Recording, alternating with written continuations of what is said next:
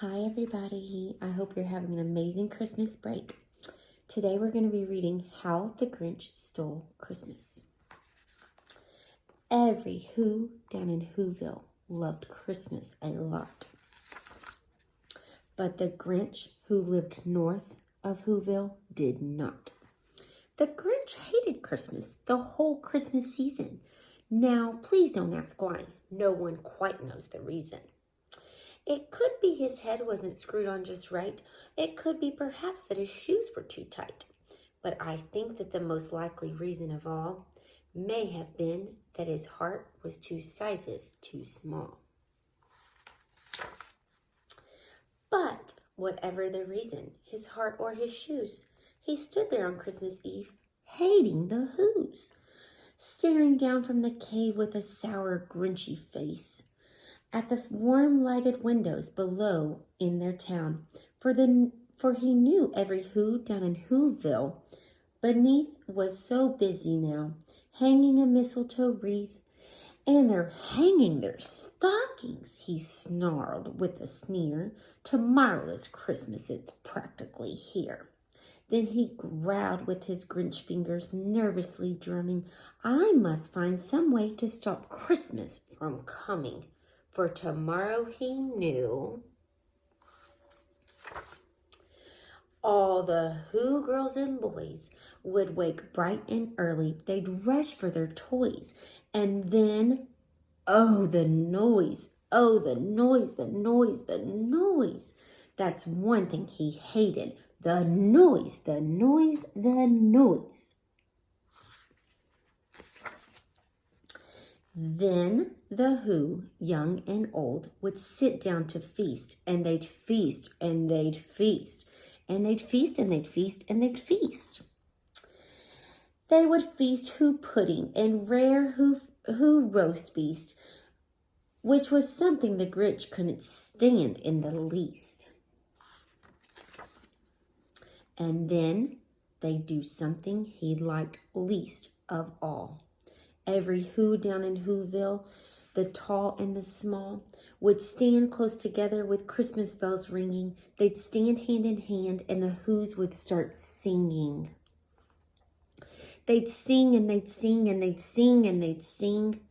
And the more the Grinch thought of the Who Christmas sing, the more the Grinch thought, I must stop this whole thing. Why, for 53 years I've put up with this now. I must stop Christmas from coming, but how? Then he thought of an idea, an awful idea. The Grinch got a wonderfully awful idea. I know just what to do, the Grinch laughed in his throat. And he made a quick Santa Claus hat and a coat. And he chuckled and clucked. What a Grinch trick. With his coat and his hat, I look just like Saint Nick. All I need is a reindeer, the Grinch looked around. But since reindeer are scarce, there was none to be found. Did that stop the old Grinch? No, the Grinch simply said. If I can't find a reindeer, I'll make one instead. So he called his dog Max, and then he took some red thread, and he tied a big horn on the top of his head.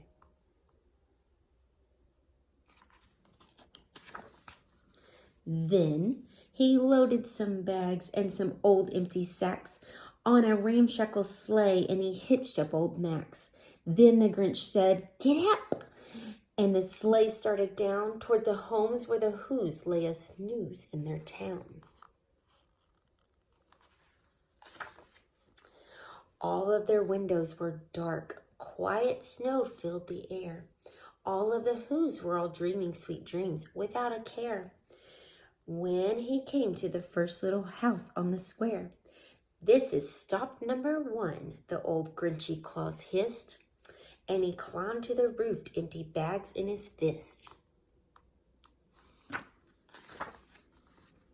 Then he slid down the chimney, a rather tight pinch. But if Santa could do it, then so could the Grinch. He got stuck only once for a moment or two.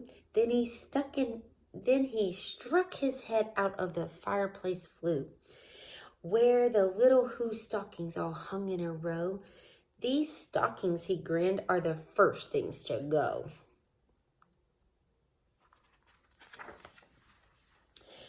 Then he slithered and slunk with a smile most unpleasant around the whole room, and he took every present.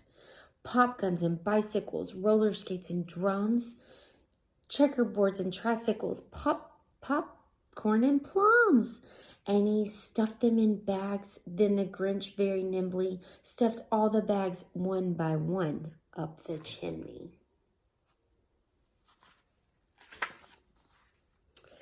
Then he slunk to the ice box. He took the Who's feast. He took the Who's pudding. He took the roast beef. He cleaned out the icebox as quick as a flash. Why, that Grinch even took their last Who hash. Then he stuffed all the food up the chimney with glee. And now, grinned the Grinch, I will stuff up the tree. And the Grinch grabbed the tree and he started to shove when he heard a small sound like the coo of a dove. He turned around fast and he saw a small Who, little Cindy Lou Who was not more than 2. The Grinch had been caught by this tiny Who daughter who'd got out of bed for a cup of cold water. She stared at the Grinch and said, Santa Claus, why? Why are you taking our Christmas tree? Why? But you know that old Grinch was so smart and so slick, he thought up a lie and he thought it up quick. Why, my sweet little tot, the fake Santa Claus lied. There's a light on the tree that won't light on one side. So I'm taking it home to my workshop, my dear. I'll fix it up there, and then I'll bring it back here. And his fib fooled the child, and then he patted her head, and he got a drink, and he sent her to bed. And then Cindy Lou Who went to bed with her cup. He went to the chimney and stuffed the tree right up.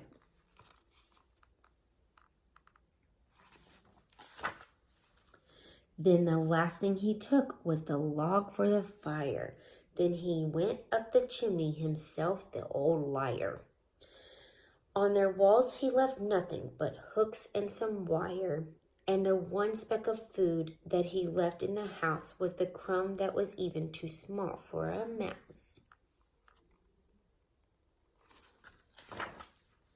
Then he did the same thing to the other Who houses, leaving crumbs much too small for the other Who's mouses. It was 1/4 dawn, all the Who's still in bed, all the Who's still a snooze, when he packed up his sled. Packed it up with their presents, the ribbons, the wrappings, the tags and the tinsel and the trimmings and trappings.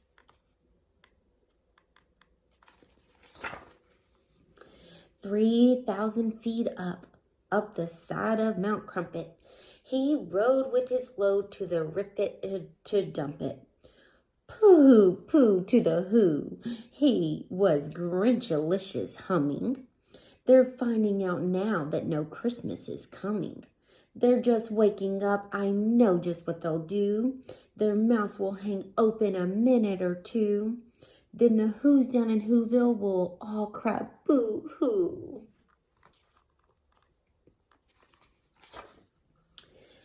That's a noise, grinned the Grinch, that I simply must hear. So he paused, and the Grinch put his hand to his ear.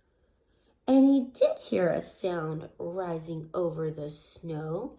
It started in low, then it started to grow. But the sound wasn't sad. Why, the sound was merry. It couldn't be so, but it was merry very. It started down at Whoville. The Grinch popped his eyes. Then he shook. What he saw was a shocking surprise. Every Who down in Whoville, the tall and the small, was singing without any presents at all. He hadn't stopped Christmas from coming. It came. Somehow or another, it came just the same.